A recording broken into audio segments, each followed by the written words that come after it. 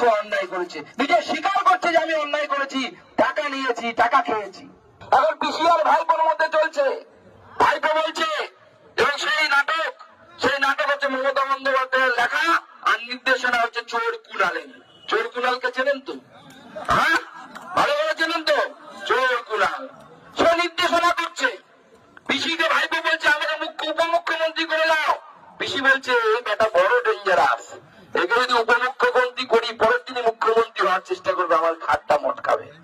তাই মুখ্যমন্ত্রী রাজি হচ্ছেন না তাকে উপমুখ্যমন্ত্রী করতে। আর ভাইপো বলছেন যে আমাকে উপমুখ্যমন্ত্রী না করলে আমি আর এখানে ওখানে ঘুরবো না। কেন ঘুরবো না?